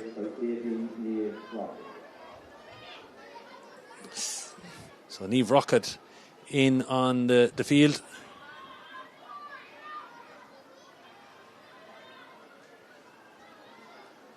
Mick Boland obviously seeing that needs a little bit more movement in the forwards or something. But betting the two girls back in onto the field of play as Beth Carton tries to play that ball in there towards Annie Fitz, but the ball gets away from them, and it's going to be Amy Lee with a chance to drive on. Game, would it be fair to say, hasn't ignited? Yeah, no, not since the second half. I think it's probably turned into a little bit of a technicality or a technical battle around the middle of the field, and maybe teams just waiting for their chance. Cork have drawn a lot of players out, but Isabel Sheehan on a run here now and see what Cork can do into that breeze. All is with Cork over on the far side trying to get on at McCartan, but she's been wrapped up well there by Waterford fullback Leisha Forrest. Right battle between those two. As have to say, I think this is the standout player on the field. Emer O'Neill trying to drive forward, throws that ball back out. Rockett trying to get onto it, but Carton comes onto it outside the football arc, send it towards the post, up and over the bar. And that's a good score from a Waterford point of view. It took us all of 6 minutes. We've seen two substitutions and a temporary sub, and now the temporary sub is being reversed, and we finally get a score. And a super score from Waterford when you think they've worked it all the way back from the back. You know, Leisha Forrest dispossession, Saoirse McCartan, and then they working it all the way up the field and through the hands of Rockett, and before Beth Carton eventually got the shot away. And that's more economical up front from Waterford. They'll be looking for more of that up there. And in that short time that the temporary sub was on the field, Alana O'Sullivan, she got a yellow card as well. So it's all happening in those few minutes there. But it's a scenario here that it is a 2-point game again, 1-5-6. That's opening score of the second half. Coming here from Bet Carton. As Cork tried to work it down the other end, and as that flighted up and over the bar, it is. Orla Cahalan had two opportunities in the first half. She didn't take, but she definitely took this one. Yeah, and much better use from the free, and then Waterford had probably been getting from their frees in the first half, you know, low ball into her, and she was out in front, got it, and a super score from her, but a great take again from Bevan Bowdrin at the far side from the puck out. Galway on to 2-8 now. Carrie Dolan with a point from a free. Ball is in the hands of Millie Condon. Will we see a situation that teams will play better into the wind here? It will be interesting to see as this ball is flighted all the way now across the goals. The Finbar's players linking up. Cahalan trying to find McCartan. Leisha Forrest not giving up, and eventually referee says that McCartan was being fouled, and don't think Waterford now will be overly happy when you consider, you get a bit of a foothold. Beck Carton gets you to score, you're back to 2, and in a way you've given away 2 simple enough efforts here at goals into that wind. Both from frees, the first one a free out around the middle of the field that Cork weren't managed to work in, and this again a very scoreable one from Amy O'Connor inside in the full forward line. So I suppose Waterford just needs to keep their discipline again a little bit. It's hard maybe to tackle against that breeze. That the ball is slower coming in from Cork. They're out in front of you. You just need to maybe make a decision whether you're going to stand your ground or whether you're going to go out on top of the player. And 9 times out of 10, if you're coming out too hard behind her, you're going to give that free away, and they're easy tap over frees for Amy O'Connor. Yeah, they're definitely ones you want to make her work hard for these frees, but when you're tapping them over into the wind 20 metres out, all of a sudden now you've changed things around, and we thought the first score after 36 minutes would send Waterford underway, but now just struggling to get a grip on things. The ball is into the middle now with Isabel Sheehan offloading it and playing towards Orla Cahalan, who's a long way out getting on the ball, but she's able to source out her clubmate. Here we go, another effort, but Saoirse just off there. She will have the strength, I think, into the wind, Saoirse, but the problem might be is just the direction. Yeah, where they carry from there, but Cork now starting to get a little bit of a foothold in the middle of the field where Waterford had it in most of that first half, and up until that point it looked like Cork were going to be in better position to take their chances on the scoreboard. But look, that's the white, I suppose that's the critique we had of Waterford in the first half and from Circa there, but as you said, she has super strike on a ball, so she'll be able to throw them over. If she gets the radar in, she'll be able to score them from anywhere inside that 45. Galway asserting their dominance up in Kenny Park, 2 points in a row from Carrie Dolan at the start of the second half to lead 2-9 to 8. Here it has been an easy enough start, despite the fact that we got the point from Beck Carton. Cork though have hit back with 2 of their own from Orla Cahalan and Amy O'Connor, as ball is with Emma Murphy, and as you rightly pointed out, starting to get the grips around the middle. That ball was played towards Aisling Thompson, and referee I think was allowing an advantage for the foul on Emma Murphy, and we'll see, we'll know by the strength of the breed, but again Waterford just guilty now all of a sudden of giving away needless frees. Yeah, another free from, and again scoreable, imagine it's scoreable enough for Amy O'Connor. She's just inside the 45 there. She's certainly going to have a go at it, and no one, only Saoirse McCartan in front of her, so I imagine Cork expect this to make the distance anyway. But again, just a cheap free I suppose from Waterford. A lot of the hard work done before the free was given away. They dispossessed Aisling Thompson once or twice and then just give away the free. It's tight to that right hand upright, but it's over the bar. Amy O'Connor, she might have had 3 wides in the first half, but she has deadly from the frees at the start of the second here, 2 alongside Orla Cahalan, and they have now pushed it out a little bit here, and that would be a little bit of a concern. Yeah, considering how well Waterford did coming up to half time to hold them to that 3 points, and now suddenly they just find themselves that extra few points behind, so they need to get a score on the scoreboard here now and start eating into that Cork lead. Emer O'Neill was being called by the Cork players there, maybe that she'd overstepped it, but the ball played inside, trying to get it to Annie Fitzgerald. Amy Leader is there, and have to say Maeve Murphy has become very influential in this game. She's the out ball, as you'd expect maybe centre half to be, but probably didn't have it all her own way, knocking that ball down along the line. It's going to stay in play. Chance there to be able to get back Alana McNulty, the UCD captain, of course, that was in the Ashburn.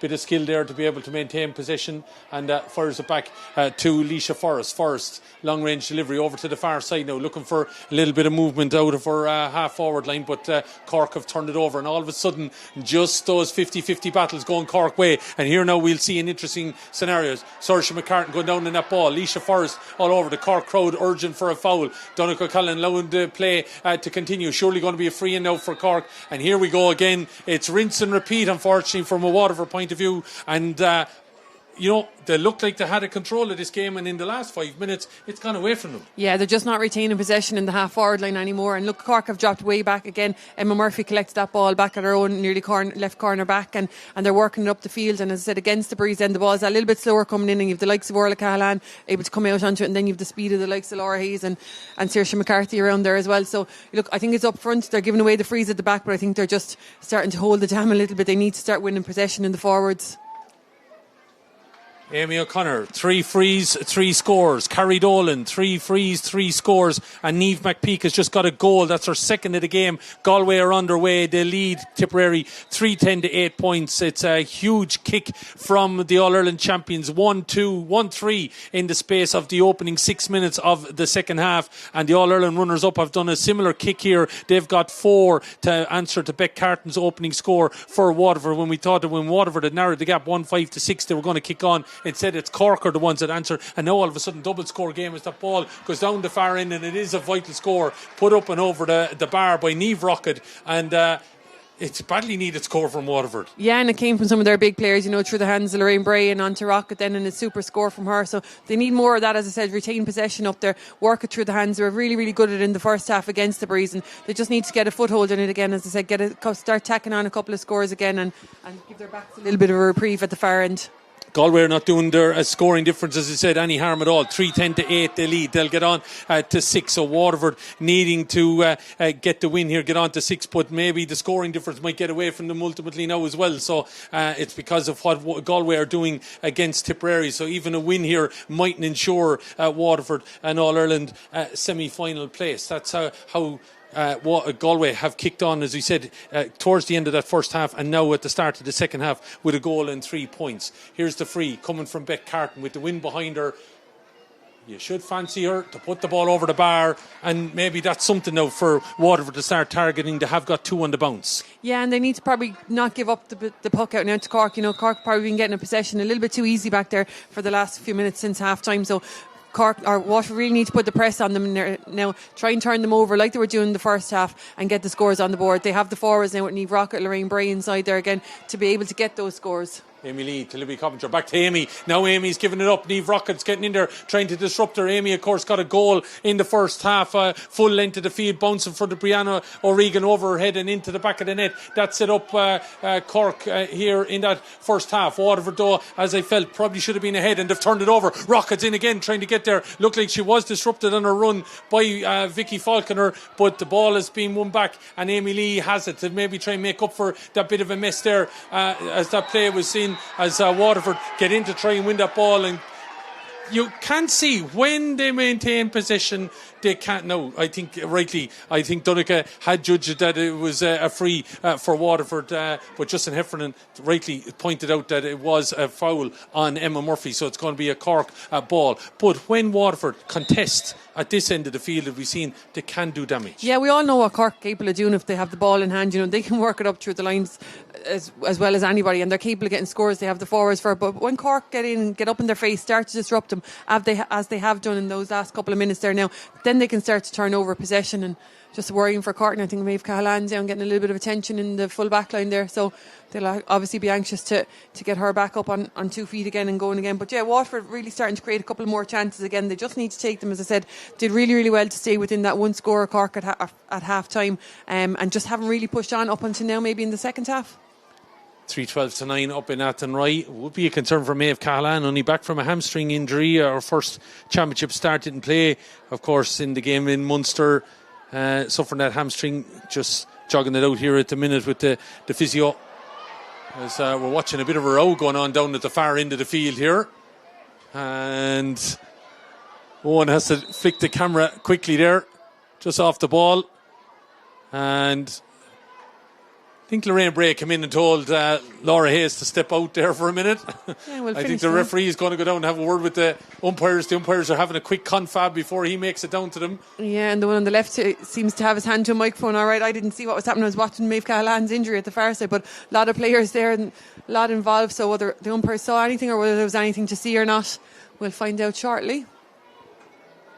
Well, Laura, fiery enough character, as makes her the winner that she is, but she is on a yellow card, and she's already had a little bit of a talking to from Donncha O'Callaghan for her challenging one of the frees that he awarded.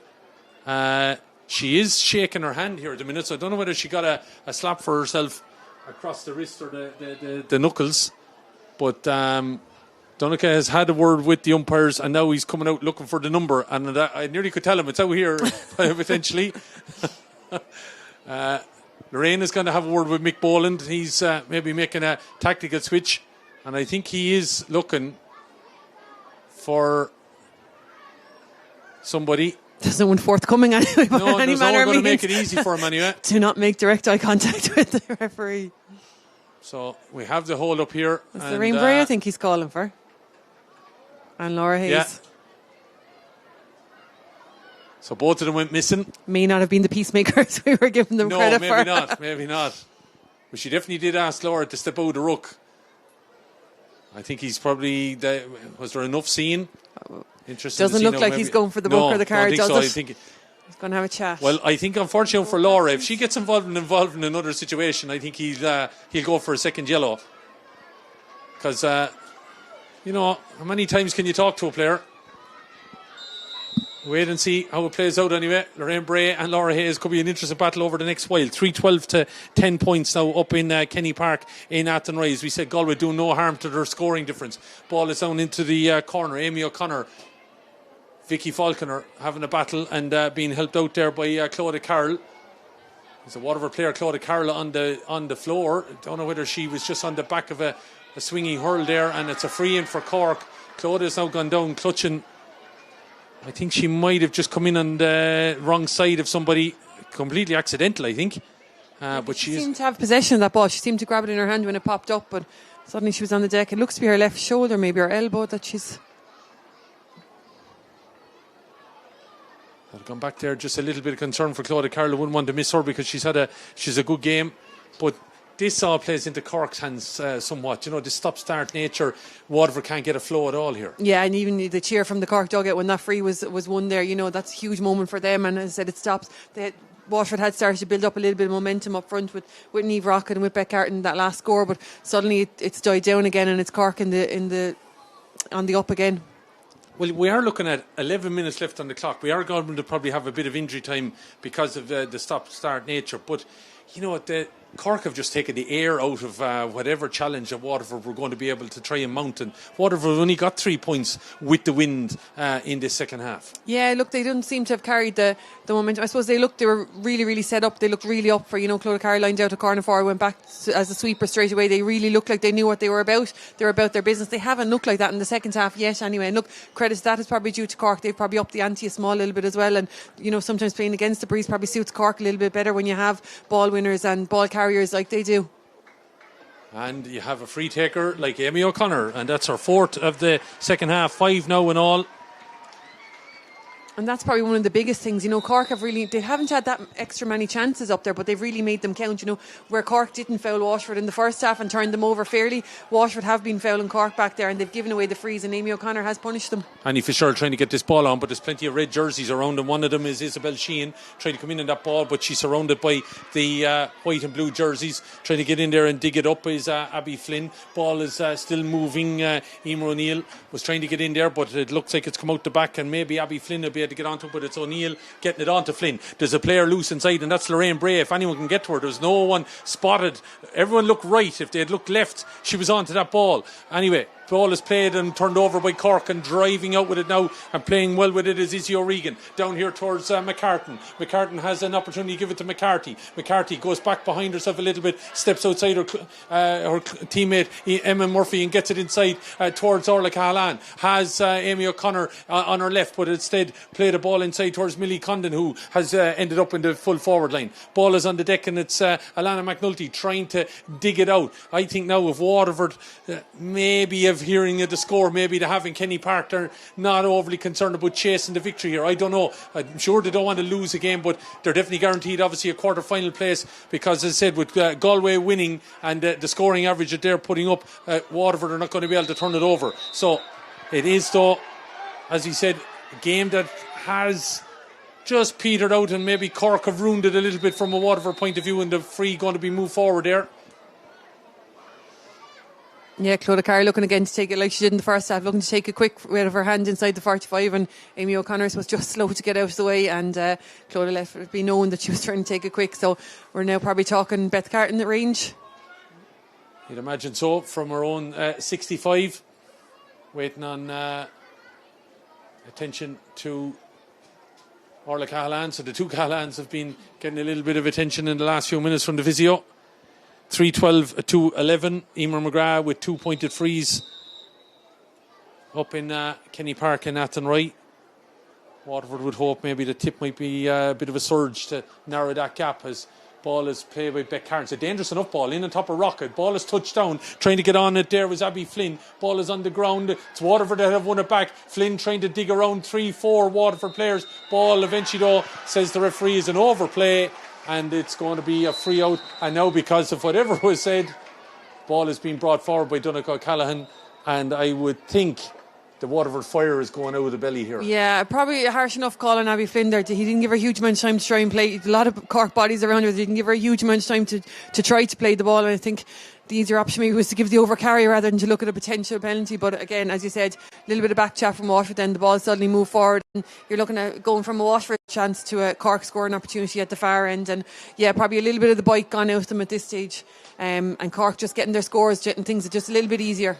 Ball is knocked down here by Emer O'Neill. So it looks like at the minute Waterford will be in Croke Park next weekend, either Saturday or Sunday. The draw takes place tomorrow morning. Who will they be playing? Could it be their neighbours or their provincial rivals? And neither game will be easy. Don't forget, but Mick Boland wasn't too pulsed when I was putting it to him before the game, as that ball is played across the goal, and it's got to be Bray coming onto it. Cork just playing a little bit of silly beggars with it, and eventually it's worked out. They get it clear.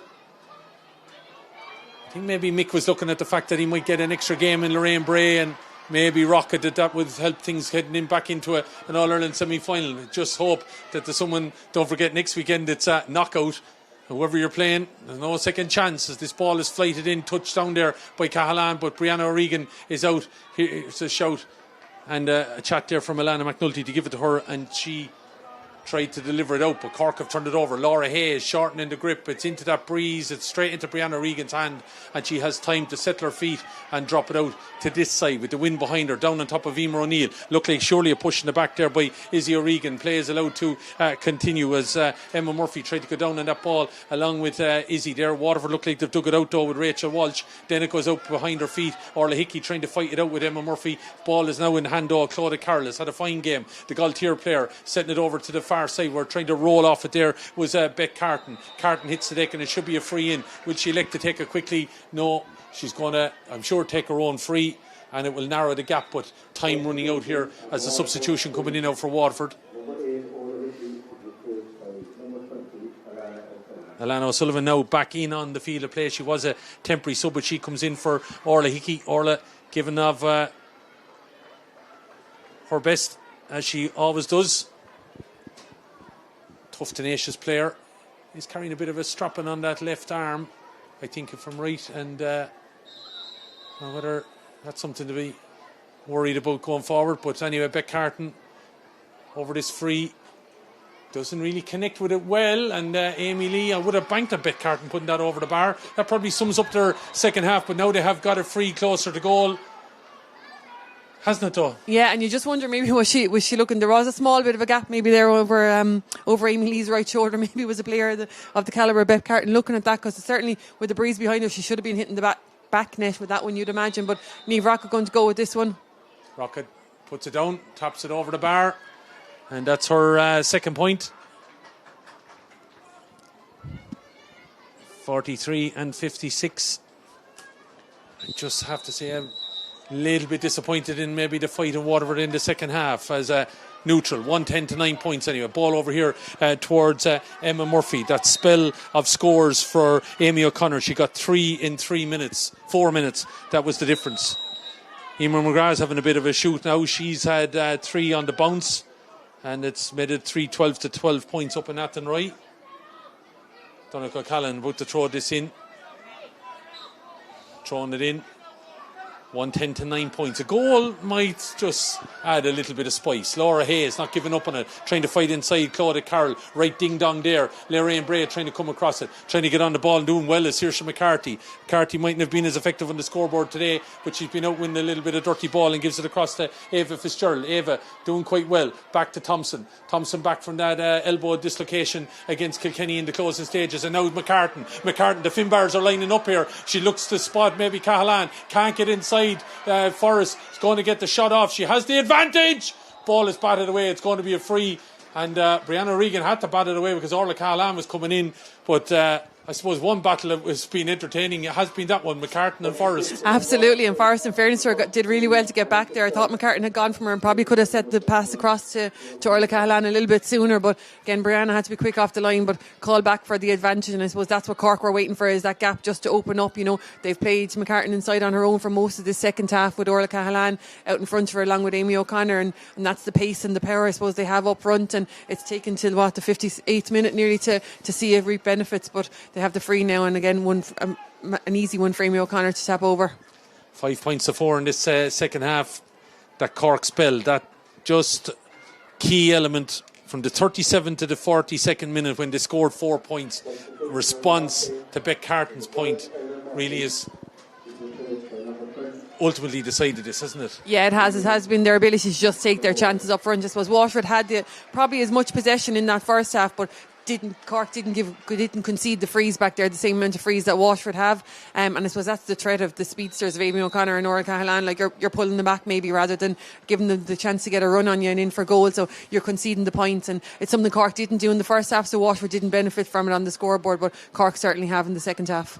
But when you look at it, where Amy O'Connor's taking that free, her most difficult free in the second half has been from 45 metres out into the wind. Like again, it's just unfortunately the defending hasn't been good from Waterford as regards keeping her out of the game. Yeah, look, and some of it probably comes back to the supply of ball that's been coming from the Cork half back line. You know, Waterford haven't retained possession up there as much as they were doing in the first half and around the middle of the field. And you know, it's an energy sapping game out there in the middle of the field. There's heavy hits going in, there's hard tackles going in. I think Aisling Thompson going back to the middle of the field for Cork probably had a bit of an input on it. You know, she's gone back there, she's steadied the ship a little bit, and she's released the ball forward a good bit as well, so she's been on a good bit of play. But that's Cork's game. Like as I said, Emma Murphy has been back here at left half back more times than she's been at left half forward, and their transition I suppose from that end of the field to the full forward line has just been a little bit slicker than Waterford's was in the first half. So game management by Cork maybe over the whole game has been that little bit better than Waterford, and you just think back to the few wides and the few shots at goal that they weren't overly happy. There's another off the ball thing going on there between Abby Flynn and Niamh McNabola, who's just come in for Cork. She has replaced Emma Murphy. It's Rocket on the ball, giving it here towards Abby Flynn. Flynn looking to step inside, but Cork cut off the angle there, is trying to drive on at Rachel Walsh. Advantage to Waterford. Beck Carton looking to drive this over the bar. She should put it over the bar, and she does on the advantage. Good score from Beck Carton, but it's probably going to prove all too little too late. 3-13-12 up in Athenry. Yeah, but better again from Waterford around the middle there. You know, they won that breaking ball, which they haven't been doing for the last while there, and they've been able to turn it into a score, which, you know, as I said, they've got the scoring forwards up front there. 5 minutes to be added on, as I probably was in the hunt of expecting. All right, it is in that now. 111 to 10 points, 3-14-12. Carrie Dolan and Rachel Hannafy cementing Galway's place in the semi-finals with that victory. They are a few minutes behind us here, but it won't be denied anyway. Waterford are losing this game. They needed to win it, of course, and that if Galway won as well, they ultimately needed to ensure that they were ahead on scoring difference. So it's not going to matter. It's going to be Cork and Galway into the semi-finals. They have the guts of a month off, and it's going to be Waterford and Tipperary in the hat tomorrow morning with Kilkenny and Clare, and those semi-finals to be played out, or quarter-finals to be played out next weekend. It's going to be a Cork free that Saoirse McCartan has come out to take, right in front of Ger Manley. Ger urging players to go in, but she elects to play it into the middle. Try to get it to McNabola, but the ball has been turned over by Waterford. Waterford now know the 4 minutes, maybe just pepper the goal in here, something could happen. Yep. Surprised Brianna O'Regan isn't coming out to take this free, to be honest. But Claudia Carroll does have a fair punt on the ball too. But she elects to go towards Beck Carton. Ava Fitzgerald got a touch on it, but it falls all the way through to Lorraine Bray. Bray in there trying to battle it out with Izzy O'Regan. Ball comes out the back, and Emer O'Neill trying to get on this ball. But it's Laura Hayes in the ruck coming out with it and drives away, surely being held up, and Laura Hayes does the dirt and then has a little bit of a shout.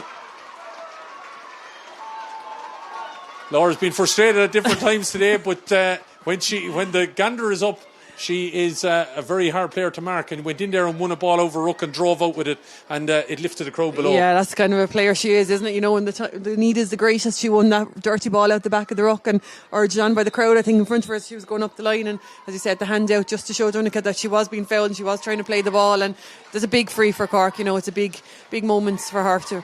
The rebel shout goes up underneath us here. There's a decent crowd in the former venue known as Flower Lodge. Páirc Uí Rinn and Cork are going to win 3 games in the championship in a league that they were threatened at one stage, would you believe, with relegation. But they're just letting everybody know they haven't gone away, and maybe things weren't as bad as feared. Waterford have another day. It'll be in Croke Park against either Kilkenny or Clare. That draw, don't forget, tomorrow morning on Morning Ireland at 8:30, and it'll either be a Saturday or Sunday. And of course, now the Camogie Association don't have to worry about Galway and putting a double header, so I think Clare are going to get the benefit of playing alongside their men, it would seem. So who knows, we wait and see how that draw all works out. You can nearly see Aisling Thompson growing back into the game again, can't you? You know, probably a little bit sluggish to start off in the first half there, getting back to the pace of it, but just that ball that she won there and set Cork on the attack again, you can see her really coming back to her old self. On ball, flighted in and flighted over the bar. Saoirse McCarthy with her 3rd point. 2nd point, I should say, sorry. And 33, I was looking at the time. At 64, so point in each half. 3:15 to 13 up in Kenny Park as Niamh Rockett flights this ball in, but there's no Waterford jersey in there right into Amy Lee, and she can afford even to tap it down to herself and be able to knock this ball out. 5 points of difference. Not sure Cork have been a 5-point better team than Waterford, but they just managed this very, very well in the second half. We'll have to think of a player of the match shortly as well, Elaine, and we'll be able to make that presentation in the next couple of minutes here down on the pitch. I'd imagine it may be somebody in red, but there are a couple of Waterford players that did stand out and did take the battle here. One lady is the one that's on this cut here at the minute, Clodagh. But Cork have turned that ball over. Don't know whether it's a case, is it, of Waterford playing into Cork hands a little bit, or did Cork definitely up the tempo back in that section of the pitch, because that's where Waterford were dominant in the first half. Yeah, I think the movement of Aisling Thompson back out there, and as I said, I feel like she's coming back to her old self there now again with that ball there. I think she just steadied the ship back there again, brought a bit of physicality to them, and they started to win the balls that Waterford had been winning in that first half, and that's really... Oh, Niamh Rockett has just got a straight red. The referee is maintaining that it's a high challenge. I didn't see the full of that, and now that puts Niamh in a situation for next week. And considering that she had missed the game against Galway and only come in here today as a second half substitution, referee has adjudged that the foul that she's committed is a red card, and that would put her definitely out of contention for the match next week in the All-Ireland quarter-final. Yeah, he definitely looked to signal as if a shoulder to the head was the signal he gave. I didn't see it, but certainly there is a Cork player down on the ground, and he was quick enough to show the card. I don't think he consulted with umpires or linespeople or anything. I think he went straight for it himself. So obviously concern for Waterford from that point of view, concern for Cork now for an injury point of view. But yeah, if Niamh Rockett's to be missing next weekend for Waterford, obviously a huge loss to them. Well, just if she was trying to get back in and put herself in favour with management again to be considered for that All-Ireland quarter-final. Now that has made up somebody's mind. Is it Laura Hayes, is it? Yeah. Yeah, they've called for a sub, all right, but she is up and she's walking off, so that's a good sign. I think they're just going to not take any chances. Yeah. And they are going to make that substitution. Hayley Ryan, I'd say, in for Laura Hayes. So maybe there was just a little bit of anger and everything. Laura Hayes had, she had just upset a few Waterford players, and maybe there was a chance of retribution, but right in front of the referee, he had judged it anyway. We didn't see it, so and as I said, no consultation with umpires, lines people, everything. He seemed happy enough and content with his own decision there. So Yeah. I'm sure Waterford will look back on it over the next couple of hours now just to see if there's anything that can be done before next weekend. But it just kind of summarises Waterford day, really, doesn't it? You know, have tried hard, but just come out the wrong side of some of those decisions and some of the shots on goal. Yeah, so anyway, Cork have introduced number 19 there, Hayley Ryan. Hayley, no stranger to the microphone, is on the field of play anyway as Cork come driving forward, and they're going to put a final nail in the coffin if Thompson puts this over the bar. Ah, yes. She's back. Form is temporary, class is permanent, isn't that right? And you can read it about that lady after coming back from an ACL a couple of years ago, played in an All-Ireland semi-final and final, leading them to a title, and then back from the dislocated elbow. I won't give away her age, but it's a phenomenal what Aisling Thompson's done, and she cements all that. And Cork, you know, showed a lot of guts out there in a way. We all agreed here at half time that Waterford should have been in front at the break, but Cork managed that game well. Yeah, look, and that's experience, I suppose. That's what Cork will do to you. And it was the experience of a lot of those key players, you know, the likes of Aisling Thompson, as they're really coming into form and fishing that she should finish with that score. A real trademark Aisling Thompson score off the left when she got forward again.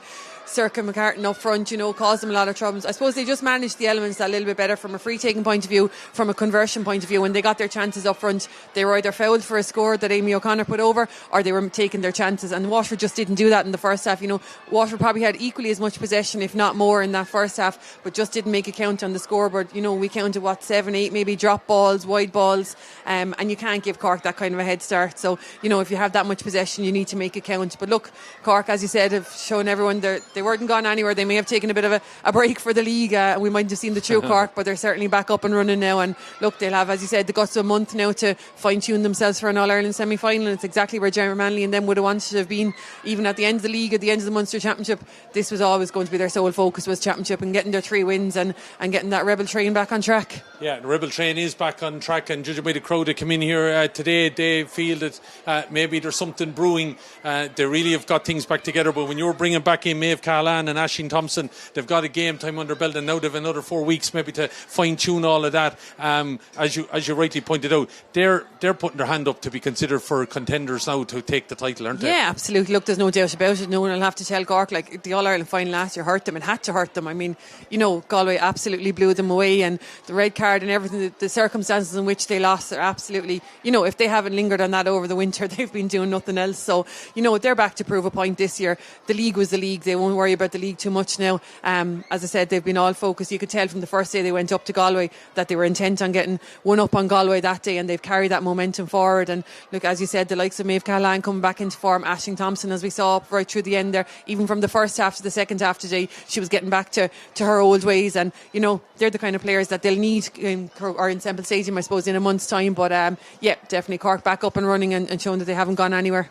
113 to 10 points of views there of Elaine Aylward. She'll stick with us, and we might get a wrap up from the pitch below. We'll hear from the winning manager and our player of the match as well. But Cork, 3 from 3. They're letting everybody know we haven't gone away.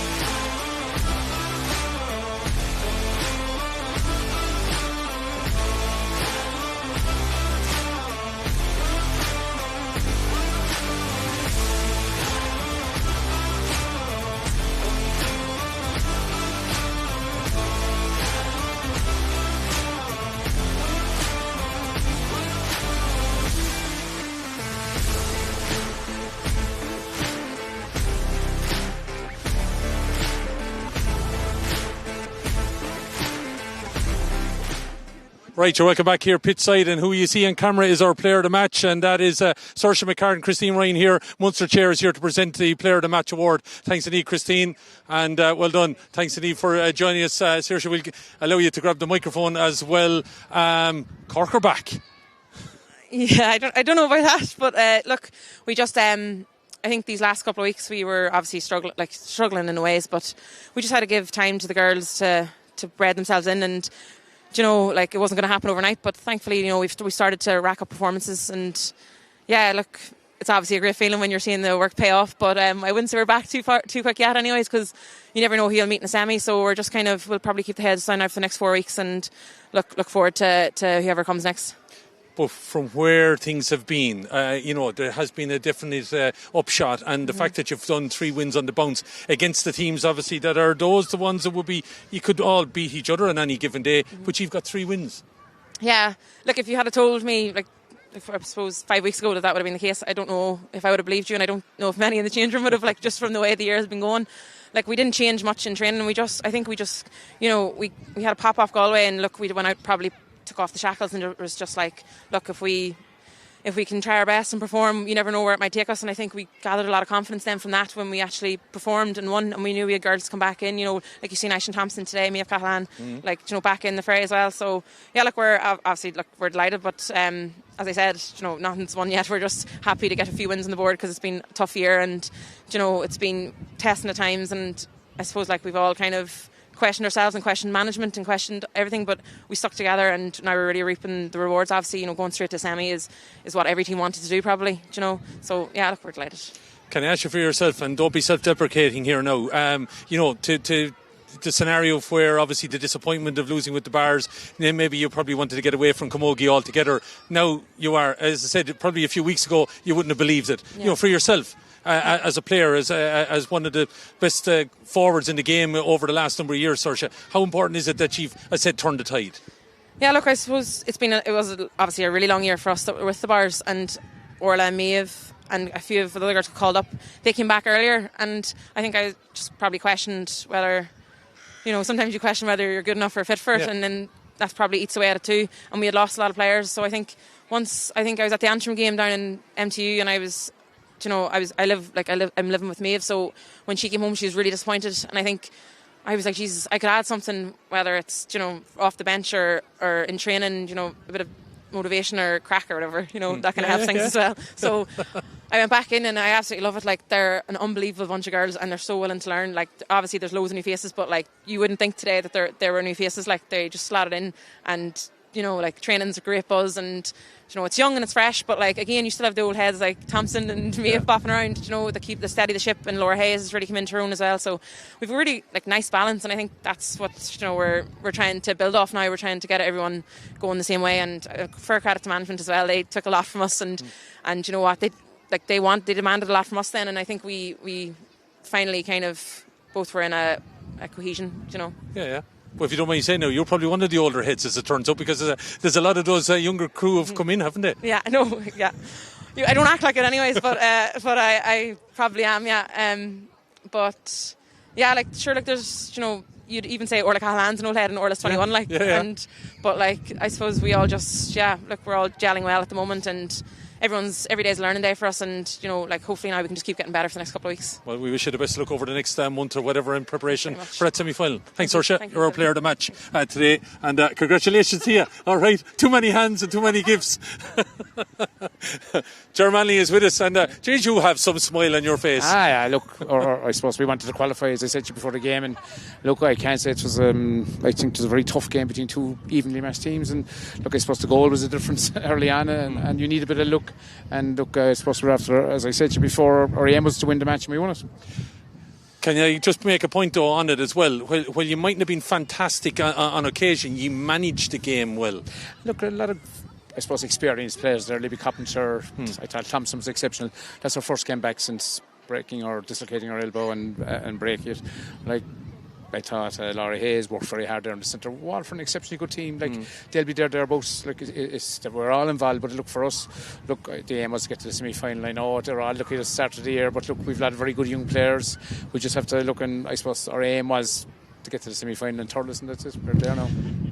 Again, if you don't mind me saying, Yeah. at half time we would have felt that Waterford deserved to be in front, but ye were. And then you had a spell after the Bet Carton point that maybe sort of said, Yeah. oh, maybe Waterford Yeah. are going to get going here. Ye then all of a sudden had a 5-minute spell where you got 4 points. Yeah. That won the game. Yeah, well, they had a few chances in the first half they had. I think once we just had a few words in half time, we were a bit, I suppose, around the middle. They overran us there for 5 or 6 minutes before half time. But once we settled down there, I thought the second half we dominated really. There was one winner. As you said, the first, that 4 points we got in that 5-minute period, and possibly a goal or two we should have got as well if the proper pass was given. But I felt even in the first half, look, we run 9 wides, doesn't help. You know, your targets you have to hit, and we didn't hit our targets in the first half. And the wind, you mightn't think it now, but it's swirling quite a bit. And Waterford found it difficult as well in the second half. Yes. They were left and right. Look, they scored 5 points in the second half. Look, we got 8. That was the difference. Like, we outscored them into the wind, and probably should have got a few more scores. And look, we're delighted. But as you said, that period just after half time, I thought, and they found it hard to get back into that after that. Yeah, and you controlled it well. The movement of Aisling then back in kind of solidified the defence, huge factor. And again, it was like she never was away. No, never away. Her tackling is very good. You can see she gets onto breaks. Laura Hayes herself, look, I suppose Thompson isn't the toilet of her career, she won't like me saying it, but she's been a brilliant player for Cork, and Laura Hayes is really at the peak of her powers. Do you know what I mean? Yeah. Millie Compton, I thought did very well. Ava Fitz, Izzy Sheen did well. Maeve Murphy, all the backs I thought did quite well. Do you know what I mean? Because that is an exceptionally good Waterford forward line. Like, I mean, I know Niamh Rocket came on there, she got a good point. I didn't see the sending off. Look, but in fairness, they are a very good team. Well, you're in the hat for the next day. We'll shake your hand, Gerard. The best of luck now. It's a month of preparation, of course, and getting ready for that semi-final. Yeah, look, it's going to be tight, I suppose, for us. Look, we'll give them a break now for a couple of days and get back at it. It's a very focused group. Look, today won't win us the semi-final, so we'll have to improve. Well, we wish you the best of luck with that. Thanks, Thanks, Gerard. Thanks again. We'll shake the hand, and Elaine is going to wrap things up. Thanks, Gerard, and the best of luck with it. He's happy enough, but he knows they obviously have things to improve, as he said there at the end. Yeah, look, what a lovely place to be back in an All-Ireland semi-final and things to work on for the next month. You know, if they'd blown Waterford out of the water here today, they'd have, it'd be hard to put their feet maybe back down on the ground, but I don't think Cork will have any problem with that. Look, they'll need reminded about the All-Ireland final of last year and what lies away from now in the next month, so I'm sure they'll do a good, long, hard month of training. And they had a huge bounce off the under-23 All-Ireland win this year, and I think that really gave them a kick in their step, and it showed there today, the likes of Aisling Thompson back to her usual self. And you can imagine now the month of hard training they're going to get done, sit back next weekend and watch the quarter-finals and then plan for what's ahead of them. They probably need to find goals, do you think, if ultimately they're to win this All-Ireland title? Yeah, they probably do. They're probably being a bit scarce of them. Look, we didn't see a whole lot probably of Amy O'Connor, the likes of Orla Callahan. Now look, the conditions, it's only when you come down here pitch side maybe that you really, really appreciate the breeze and the power of it. But probably need to start finding a few goals. But look, won't they thrive in the open spaces of Semple Stadium now in a month's time, and hopefully then for them in Croke Park in a few weeks' time, and that's where they'll be hoping to get the goals. Let's turn to Waterford then. As you can imagine here, a little bit raw. Things didn't work out fully. Now they've lost Niamh Rocket, it would seem. I'm sure maybe they'll appeal it or whatever. I don't know whether that can be heard that quickly ahead of a quarter-final. Where do you put them? Are Kilkenny and Clare sitting back going, there's nothing to fear here? It's funny, isn't it? It's the juxtaposition, I suppose, of Group 1 and Group 2 now. Kilkenny and Clare come with huge momentum after a win yesterday. Have able to sit back today, I'm sure, watch the games, or watch the Galway Tip one unfold on Twitter. Whereas you have Tip and Waterford going into training this week now on the back of a defeat. Look, they're still in an All-Ireland quarter-final. Tip have picked up no points along the way. It's going to be hard maybe to try and gain momentum in 5 or 6 days' time to face a team like Kilkenny or Clare that are coming in on the back of a couple of really good wins and good performances. But look, Tipperary and Waterford know that they're in Group 1 because of their position last year, because that they're number 3 and 4 in the country, and they'll be looking to cement that next weekend as well. But I think it is probably a bit more of a challenge than it will be for the likes of Kilkenny and Clare going back to training this week. Yes, but you would imagine there was chances here for Waterford. To us, they could have been 3 points ahead at half time. They probably are the one of the 2 teams left that you probably could see being in the semi-final. Yeah, absolutely. And look, you can't beat the experience that they have from the last couple of years. Well, they've been there on merit, as have Tip, I suppose. But look, certainly in the coal light, it's raw for Waterford now at the minute, I'm sure. But look, they need to turn themselves around, pick themselves up good and quick. When they look back on that first half, I think they'll have seen huge positives. And as you said, could have been maybe a couple more points up. There's definitely chances that they left to beg in there. I don't know what their conversion rate was, but it wouldn't have been good in that first half. I think they'll have been disappointed with that second half performance, but I think they showed in glimpses what they're capable of, and we've seen that from Waterford. But I think if Waterford are to push on, now is the time we need to see probably for a full 60 minutes, and that's next weekend. Now, I can't preempt anything, but I will assume with Galway having qualified for the semi-final, that gives Clare a clear run and getting a double header in Croke Park, that could be a factor. Yeah, it could be, yeah, and it's definitely, like, it would make sense, and I think it's something that probably came against Waterford a small bit in the Munster Championship this year. They played Tip in Semple Stadium ahead of the Tip hurling game, and it was probably the Tip crowd and the Tip momentum that probably took that game a little bit away from Waterford. So you'd imagine if Clare can make benefit of the same thing in Croke Park next weekend, like, Clare hurlers will bring a huge following obviously, and if they can lift the Clare Camogies, it's definitely worth a couple of points, I think, in a knockout championship game. Well, we'll see how it goes. You'll get to see it obviously play out live, all the action now with regards to the Senior Championship heads over to RT over the next number of weeks. Weekend, and of course the semi-finals in Semple on the weekend of the 28th, and then of course All-Ireland final day on the 9th of August. Elaine, it's great to reunion the crew here and everything like that over the last while. She's brilliant. As I said, you'll see her on TV over the next couple of weeks. As for us, well, we're not done. I'm sure we'll be knocking on the door now with the Intermediate and Premier Junior Championship, and of course that junior final that will be following up in the next couple of weeks with Mayo and Monaghan as well. So still a lot of camogie to come your way on the Camogie YouTube channel, so make sure you stick with us. From myself, Killian Whelan, from Elaine Aylward, and from of course Owen doing a great job in the background for Entree on the stream here. We'll talk to you again soon. Good luck to you.